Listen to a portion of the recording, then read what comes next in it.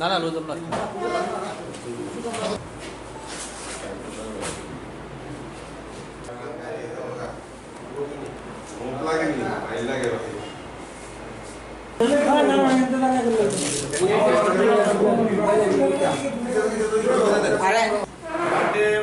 আলু লাগে আপনার 6 গাড়ি, পেঁয়াজ লাগে 5 গাড়ি।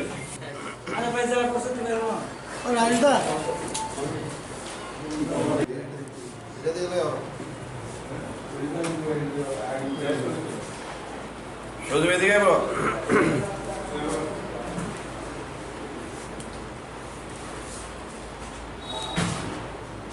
একটু এদিকে চাই সবাই।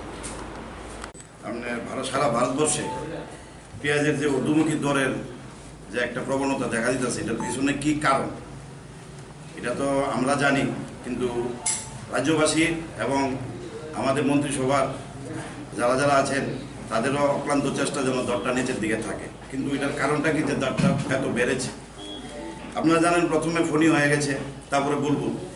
তো অ্যাকচুয়ালি পেঁয়াজটা হলো it's a gift of a natural. এটা ন্যাচারাল জিনিসভাবে হয়, এটা কোনো প্রোডাক্টিভ জিনিস না।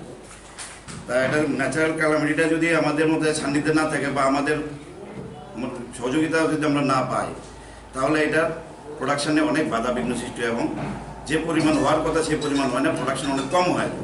তার জন্য যোগান যদি কমে যায় আর ডিমান্ড যদি বেড়ে যায়, তাহলে এই জায়গার মধ্যে বাজারের অস্থিরতা বৃদ্ধি পাবে। এর সাথে তাল মিলিয়ে আমাদেরও লাভের মার্জিনটা কম করে আমাদের যোগানটা যেন ঠিক থাকে সেই পরিমাণ আমরা কাজ করছি। কিন্তু বাইরের যে দাম এবং যে ঊর্ধ্বমুখী চলছে, আজকে হয়তো আপনারা খেয়াল করতে পেরেছেন যে আমাদের কেন্দ্রীয় মন্ত্রী শ্রী রামবিলাস পাসওয়ানজি উঠেছে, দেখবেন এটাতে লেখা আছে যে পেঁয়াজের দরের ঊর্ধ্বমুখীর কারণ কবে শেষ হবে এটা বলা এখনও পর্যাপ্ত সময় আসেনি, তবে হবে, এটা হবে। আর আমরা সরকারের সাথে সহযোগিতা করে যা করার, মানুষের দুঃখ দুর্দশা বেশি তো লাঘব করতে পারবো না, তার মধ্যে যতটুকু আমরা করার আমরা করব।